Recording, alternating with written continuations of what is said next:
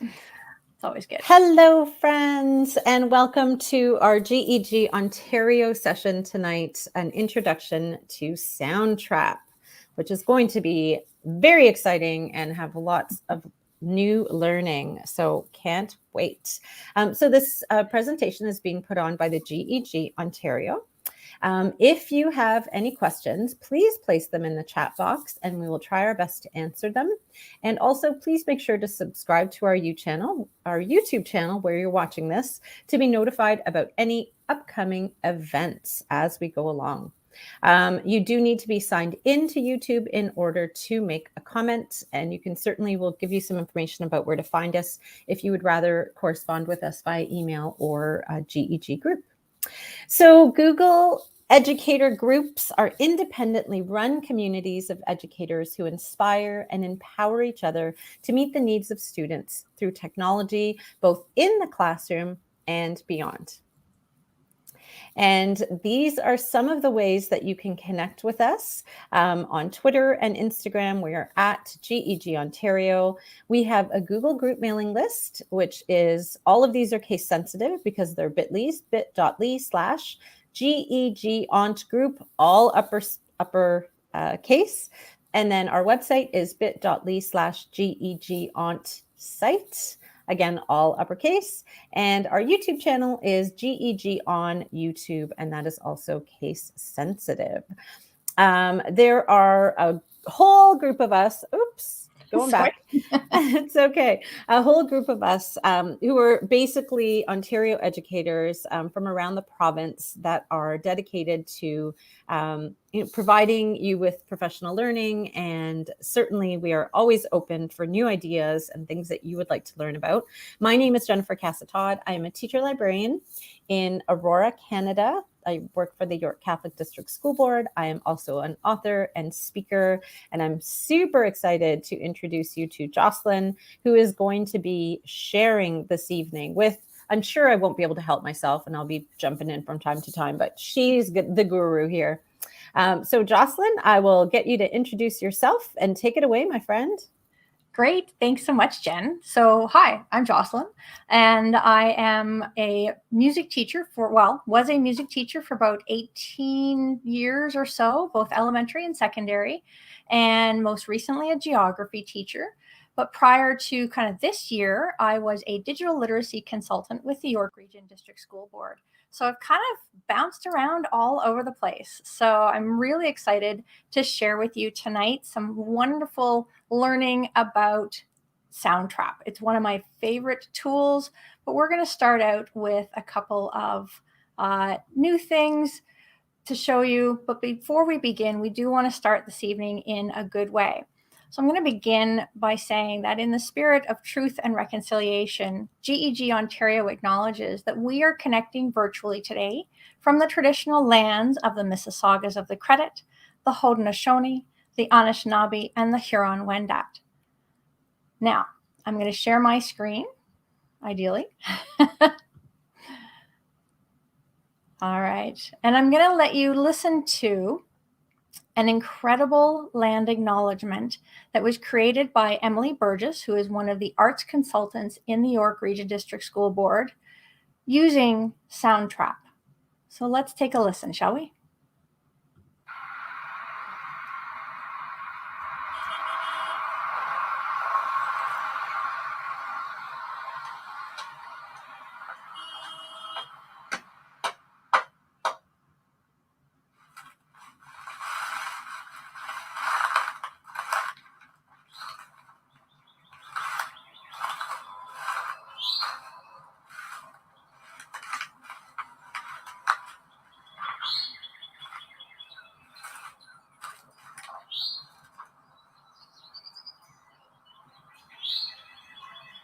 As a destined settler on Turtle Island, I would like to start by acknowledging that we are connecting virtually today on our spaces on land that has been shared with us so that we may work and learn together in the service of students who attend our schools.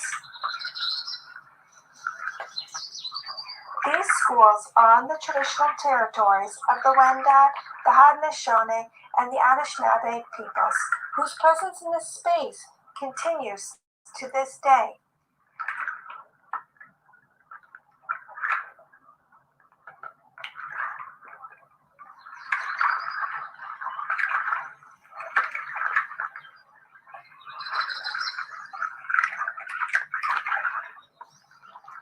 We would also like to acknowledge the treaty lands negotiated as the Williams Treaty and Treaty 13, and thank the signatory nations, respectively, for sharing this land with us. We invite you to learn about the treaty land that you live on and think about the ways and actions that you can take to uphold these treaty agreements.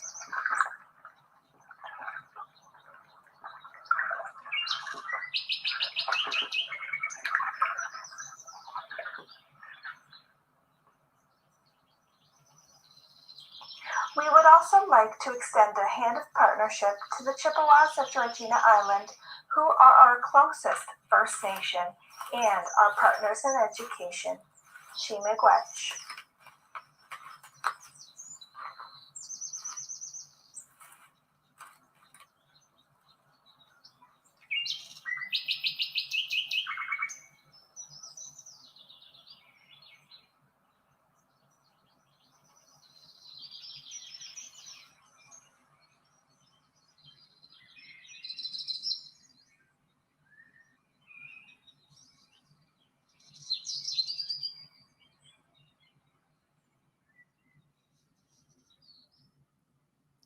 So I want to send a big thank you out to Emily Burgess for allowing us to share that land acknowledgement that she created by taking her phone out into the land and collecting the sounds of the land that she was on.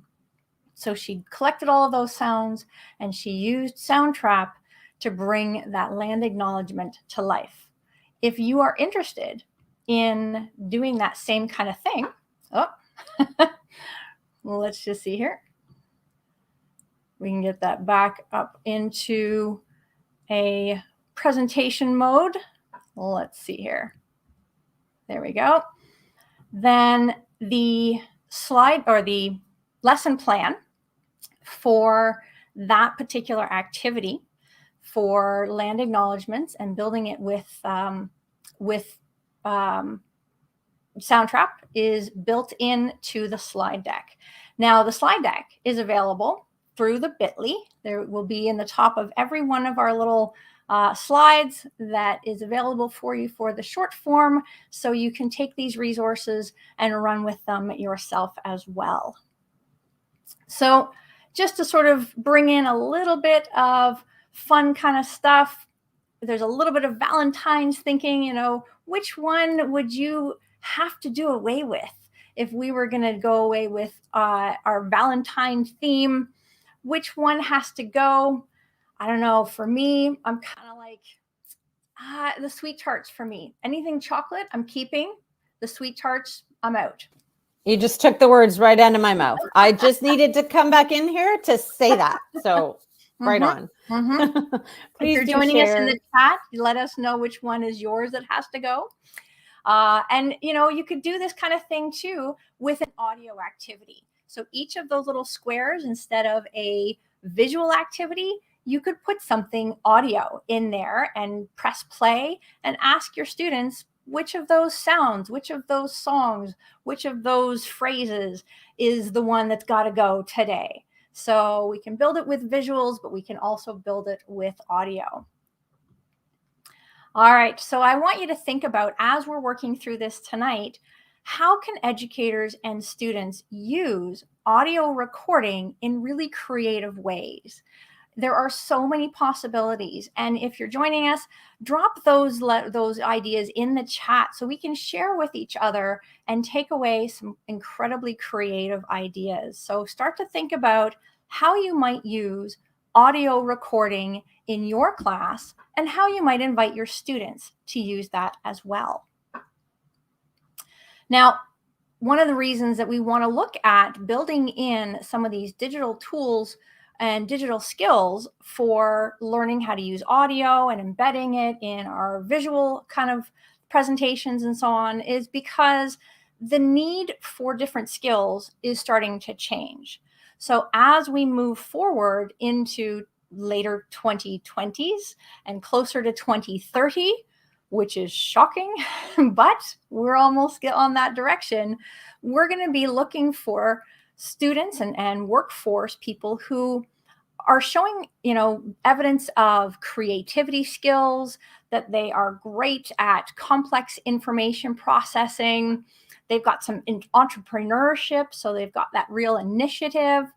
And of course, those advanced IT skills, as well as some of those basic digital skills. So we can take a look at some of that and use some of these tools like Soundtrap and audio recording to build in some of those sorts of things as we see that demand for higher cognitive skills start to increase in our environment going forward.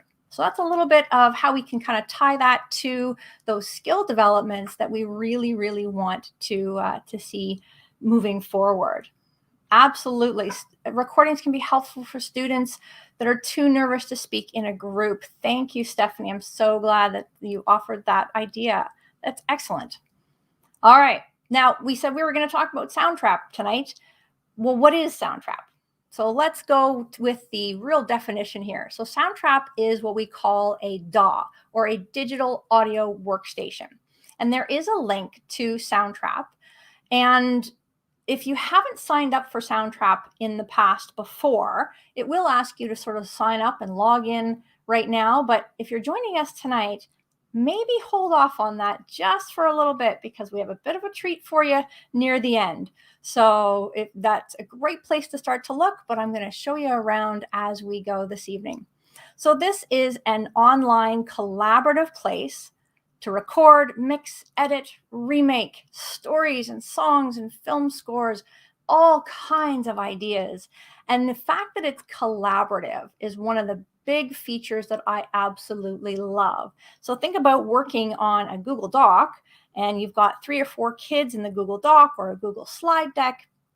You can do the same kind of thing in Soundtrap. You can have more than one contributor working in the project at the same time. So it's really fantastic for that collaboration piece. It was originally designed for musicians, but it has grown so far beyond just being a music tool. I can't wait to show you more about it. It does also work on any device. So it is completely platform agnostic. It works on PCs and Macs and tablets and phones, you name it, it works there. So absolutely fantastic option. Chromebooks, the whole works. Now, let's take a look at what it would look like to get started. Now, there are a few different versions of Soundtrap. So there is an educator platform that is a paid level. So the paid level has a few features beyond some of the basic levels, but you can do a lot with just your regular amount as well. So this is what it looks like from the educator view. You can see that we've got an option to create assignments. We've got some groups hanging out over here, lots of opportunities. Now, if you are the administrator, you might see the administration tab there. That's where you find out how many students are kind of in your space and sharing the options with you. So this is the educator view. You also have a support button down at the bottom where you can chat directly with Soundtrap support. As a student, this is what you would see. So you see the same kind of idea where you've got projects and such, but you don't have those administration tabs over here, and you don't have the option to create an assignment. So, and they don't have a support button down here, but if they ever needed help, there's lots of support from Soundtrap that they can reach out to. So there's all kinds of options in here. And then there is the free version, which is incredibly robust and really, really useful. So same sort of thing. There's no assignment level here, but you can do a lot in here just in the free version. There are trial versions and so on. So stay tuned and take a look at what we have for you tonight. So a little bit of difference between the dashboards on each of those versions. Now, if you are going to use the educator platform level, then you're going to want to create groups. So let's, imagine that you've logged in, you're ready to go, you got some of your students in there.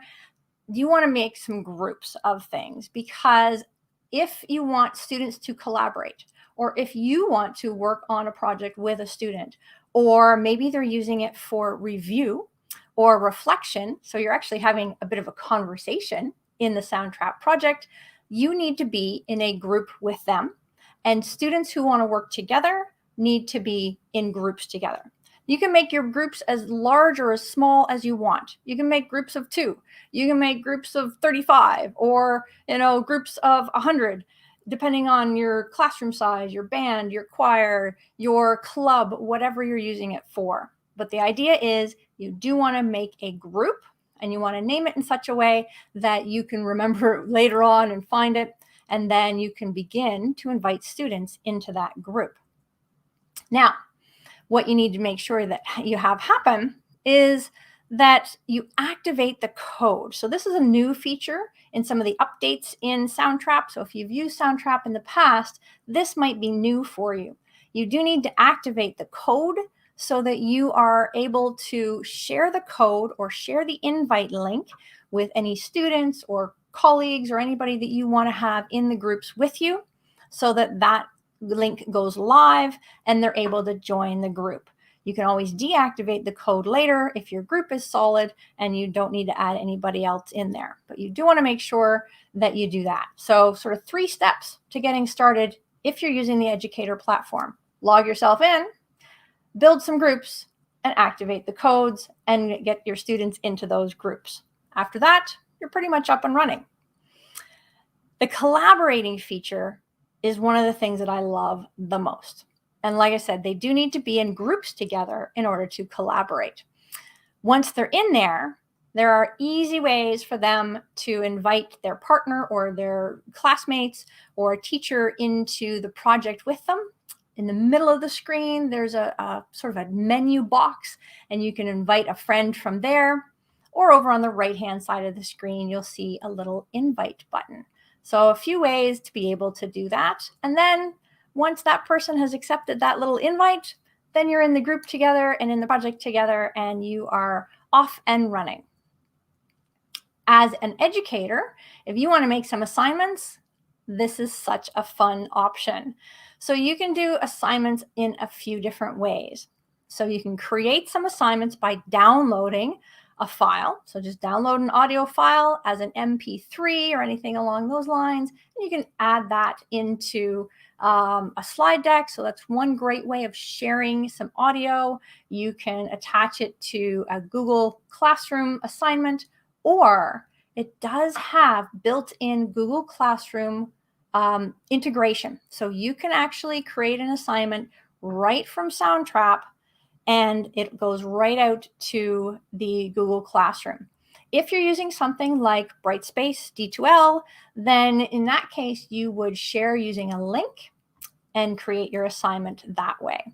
So you share to your classroom, create the assignment, and it looks exactly like your regular Google Classroom setup, and it has a Soundtrap link at the bottom. So all kinds of great options for sharing assignments.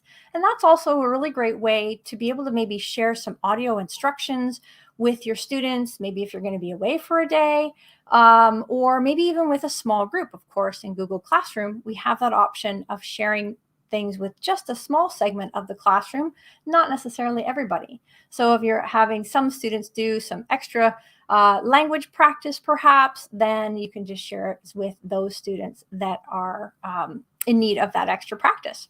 So all kinds of great options. And of course, yes, if you're using D2L and Brightspace, then you would copy the link and send it to your students.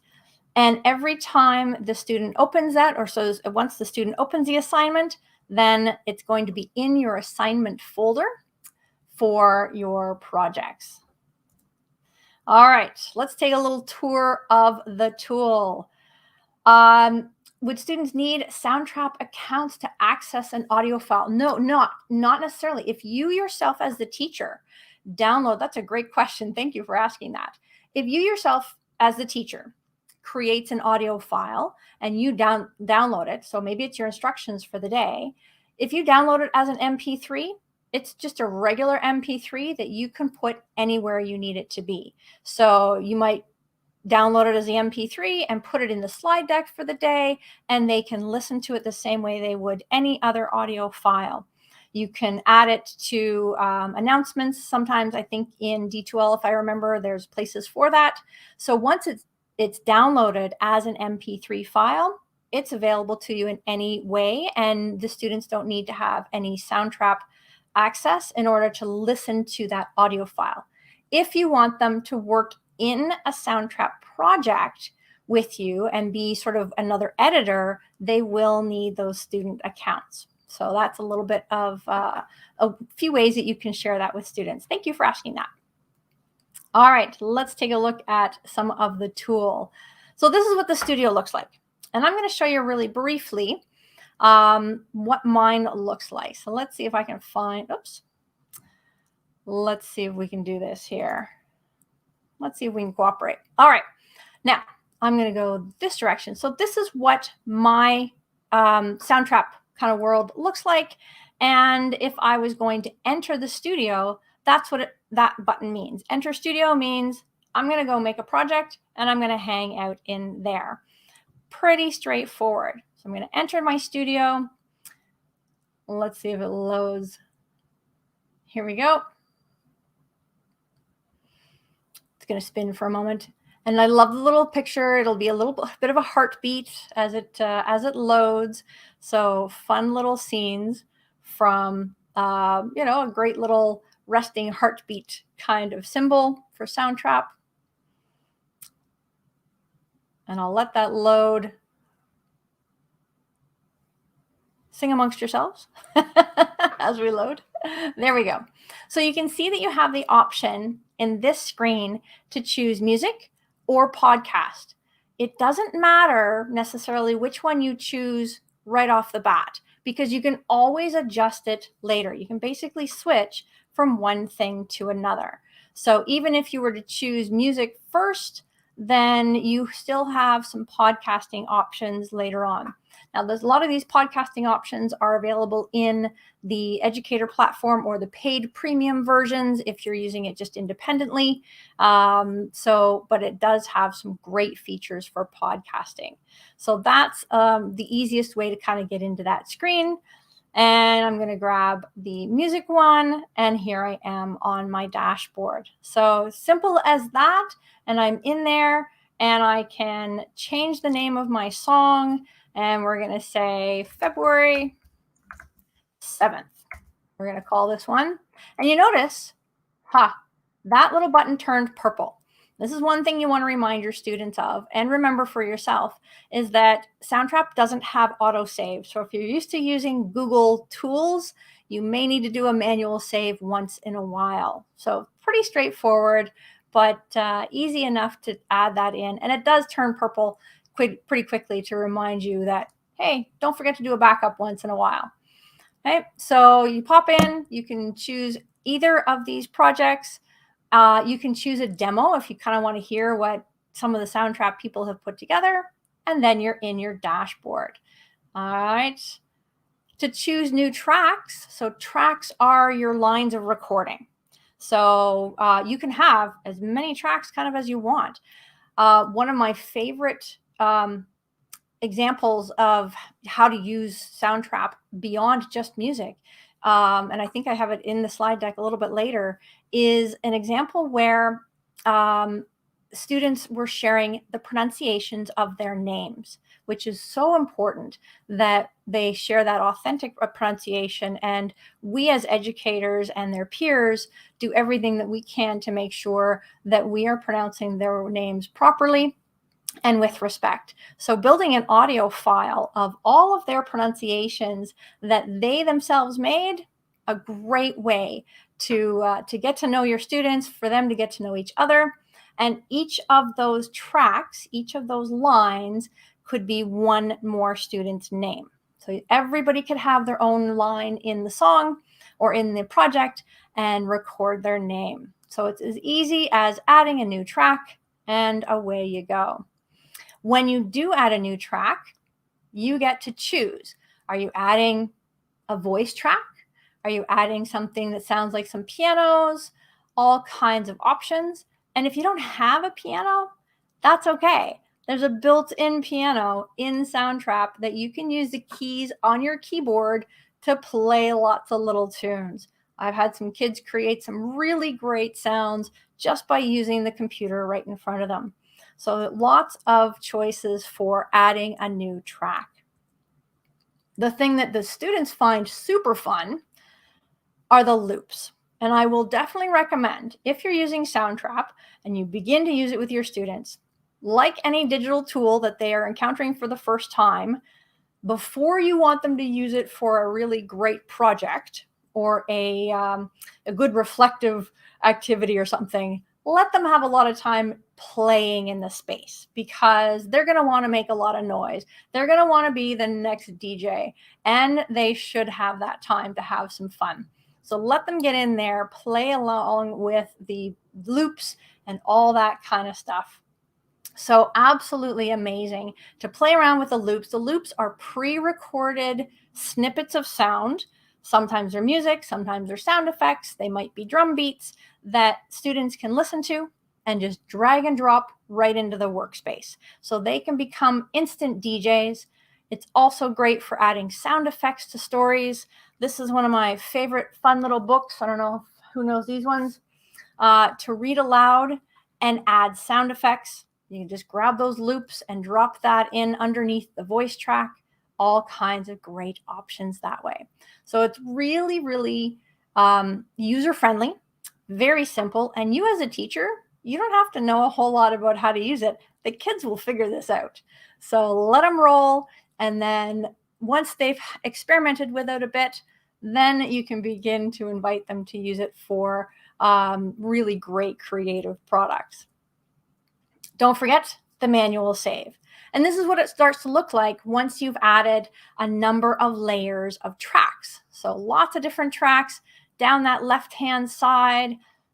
You can rename these. So down this left-hand side, you could change the names. So if it's a microphone one, you'll see the word mic, and that might be where you want to put rename it so it says teacher, so or teacher instructions. And the next track might say Jennifer's line, or it might say Kathy's line. So you can rename those things so that it makes sense to the project that you're building, or you can leave it with the name for the instrument or the sound that you are adding. So more reasons to love Soundtrap besides its ease of play. Let's take a quick look. I'm going to show you something. Now I'm going to exit my studio. I want to show you, well, I don't need to save that one today. I want to show you one of my favorite things before I get into all the awesome elements of Soundtrap. And I hope that you are sharing lots of ideas in the chat. By all means, let's see if we can get back to the projects. All right. Now, this is one little project that I made a little bit earlier. It's just called Jocelyn's Song. There's not much to it, but I'm going to pop into my studio. Oh, I'll show you the Say My Name thing afterwards as well. So I'm going to pop into my studio in this particular song. And hopefully it's going to open up once again. And this is just a quick little voice recording. So all I did was opened it up, and you don't have to have a fancy microphone. You also can use the app on your phone. So you can just, get it going on your phone and record from there. And it records into the same account that you have connected to your desktop version. So you can do all kinds of stuff like that. So easy to record in real time with a mobile device that you might take out with you to do some things. So really great real-time integration. So this is a audio recording. Let's see if you can hear my little voice recording for today. Testing 1, 2, 3. Good afternoon, kids. This is my instruction for February 7th. Okay, not too exciting. I just said testing 1, 2, 3. Now, I used the podcast aspects of this. So I can go in here and I can go to settings and I can go to podcast tools, and I toggled on the interactive transcript. So that meant that down here in the bottom left, which is kind of behind my picture right now, but it does say transcript. I'm going to click on it and it makes it a bigger bottom of the screen. And you can see in here my words. I didn't type that. This is Soundtrap transcribing it directly from the audio. So let's see what happens. Testing 1, 2, 3. Good afternoon, kids. This is my instruction for February 7th. So you also notice it highlights as it moves along the words. Now here's something that I'd like to do. Maybe I've decided I don't need the testing 1, 2, 3 anymore. There's no need for that. I'm just going to go with the good afternoon, kids. I'm going to click that once. I'm going to delete it. I'm going to click 1, 2, 3 and delete it. And you can see up here at the top that those two pieces got split. I can click them and delete them. Let's click this guy and delete it. Let's click that guy. Oops, let me get that guy out of the way for a sec. Oh, here we go. And I'm going to click that one. Oops, and delete it. Maybe, possibly. And I'm going to hit play. And now it only has the material that I gave it. There we go. So I'm going to take it back to the beginning and I'm going to hit play. Good afternoon, kids. This is my instruction. So by deleting the words from the transcript, it took out the audio in the recording as well. So some really great features in here with the podcasting tools. So you can hit, I'm going to hit save. My project is saved and we're off and running. So it's a great thing to do. And again, if you have some collaborators in here, then you can have a chat about your work and go back and forth. Now, something you want to make your students aware of, good digital citizenship skills to be considering while they're working, is that chat stays with the project. So they might be chatting with each other, but you as a teacher always have the option of popping in and seeing the chat history in this space for you. So great digital citizenship skills to review. Let me show you the Say My Name project. So I'm going to exit my studio here. And let's go see the Say My Name project. It's my favorite one to share. Now, it's not one that I own. I was invited into that project as a collaborator.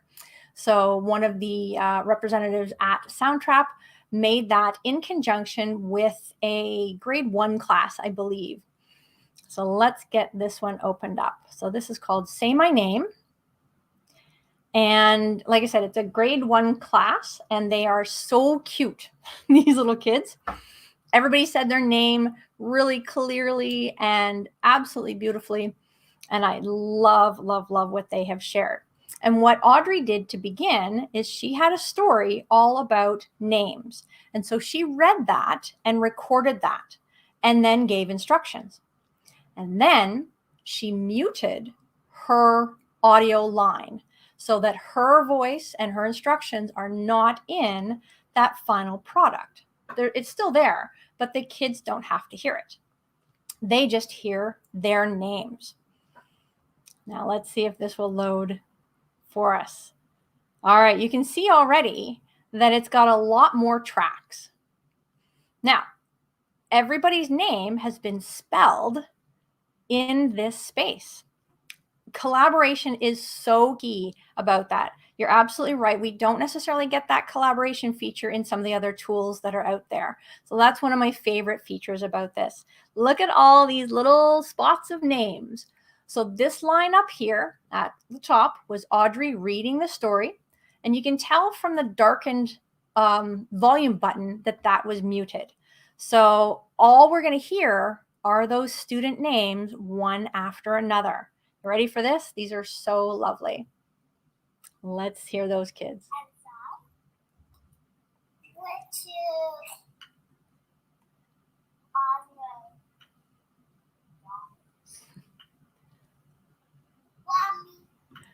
And some of them are so quiet. Now, this was done with one teacher, one device, and the kids coming up one at a time to say their name. So they didn't need a whole class set of devices. They didn't need a whole class set of microphones.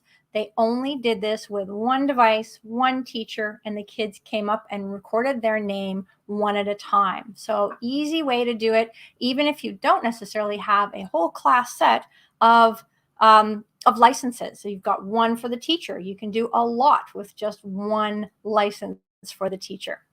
So let's take a look at some more reasons to love it. I absolutely love how it builds into so many of the thinking processes that we encourage our students to engage with. Things like design thinking, the scientific method, the artistic creative process. It builds into STEAM. Instead of leaving it just as STEM, we can build in that A as an arts piece. And of course, lots of mathematical processes. And these are processes that you can invite the students to reflect on and talk about using these audio tools. It's a great tool for looking into inquiry and really gathering some of that information and reviewing evidence and building out that final sort of communication that is the conclusion level. So some great resources for inquiry. This is the Say My Name. Soundtrap itself has lesson plans already built for you. You don't have to reinvent the wheel. There's lots of them already here. There is a whole Padlet of teacher ideas. So if you're stuck, you're not sure how you want to use it, and these are great for any audio tool. So depending on what you're using, some of these are fantastic for any audio tool, any audio options in the classroom. This is a great little lesson plan for inviting students to build in meditative breathing. So those mental health breaks that we really want them to embrace, this is a great activity for it, and it's built in there for you. I've used it in the past with having my students explain some of their portfolio additions. So I love the reflection side of that. Podcast, storytelling. As we get into these times of year where we want to embrace stories, we want to celebrate excellence, then these are great ways to do that. Okay. This was a storybook read aloud. So I read my little story and I added some sound effects. Pretty simple, but a great little upgrade to just a basic read aloud. Second language practice. This is me practicing my Mandarin, which is a little rough, but I'm getting there. We invited youth to interact with seniors in their communities to get their stories, to learn language and record it. So all of these community building kind of activities are great for that audio, and especially because it can be used on a phone or a tablet, it is audio recording on the go. I love using Google My Maps to share stories, to share experiences. As a music teacher, I often did this with students for looking at composer histories and stuff. Where did they go? What did they do? And you can actually use your Soundtrap audio and build it into YouTube and then put a link in YouTube. So it's a bit of a workaround, a little bit of a hack. You can't put audio itself into Google My Maps, but you can put audio on YouTube and use a YouTube link, or it could perhaps even be in Google Drive and put the Google Drive link there. All kinds of ways to figure out how to get audio into Google My Maps, and you can use audio to tell stories that way.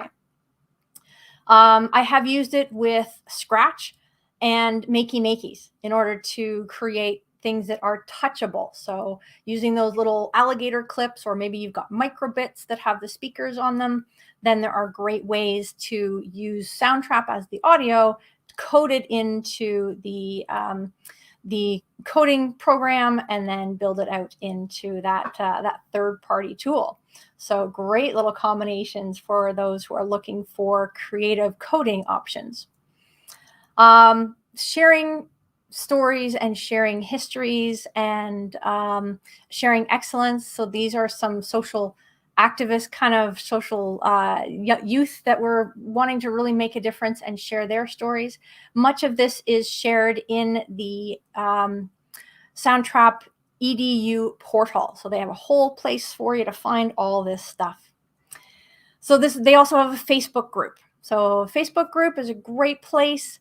And there was someone just the other day, Jim Bentley was talking about how fantastic the transcription feature is, that if he splits the track, it makes a paragraph in the transcript. So some really neat features in there as well. So the Facebook group, great place for asking questions, sharing, and getting inspiration. If you're looking for ways to get kids started with stories, fun things like story cubes or spot it games are great ways to just get them starting to talk. And as they start to talk, they become more comfortable with building stories and building audio. So I love using these little guys as my story starters. And our local communities have all kinds of things available for inviting students to get comfortable with making stories.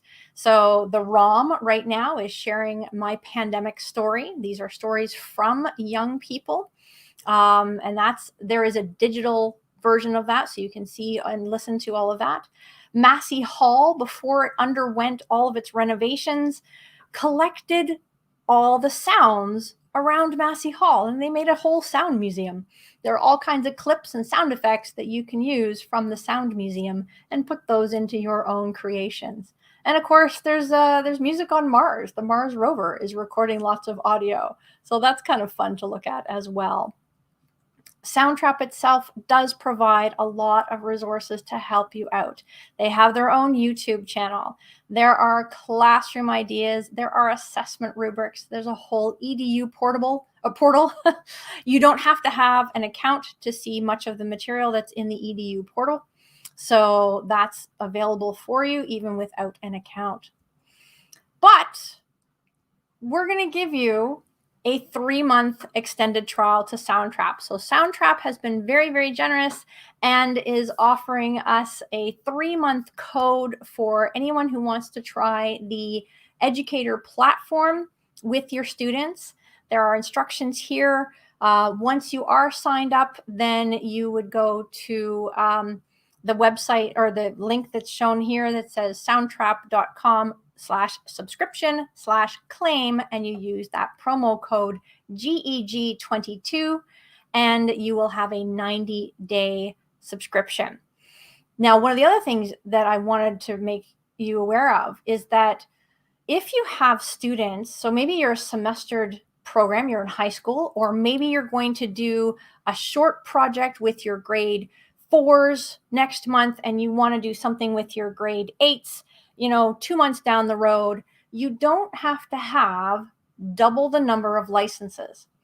So Soundtrap considers their licenses seats. So they call them seats, and you can move students in and out of seats.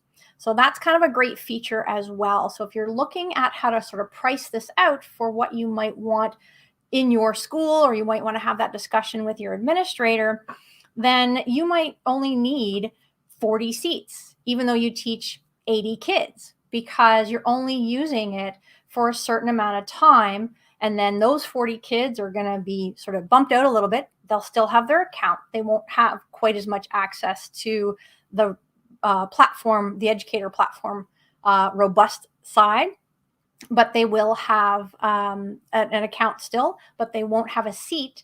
And you can move a new group of students into those seats, and you can continue that rotation as much as you need. So that 3-month trial may get you a lot of spaces to check it out with some students and so on. So by all means, enjoy that trial, give it a shot, see what kind of fun things you can create. And I am really looking forward to hearing what everybody creates with their Soundtrap projects. What do you think, Jen? You've used it before, have you? Yes, I have. And oh my gosh, I thought I knew everything there was to know about Soundtrap, and I did not at all. So thank you for all the sharing and the new learning.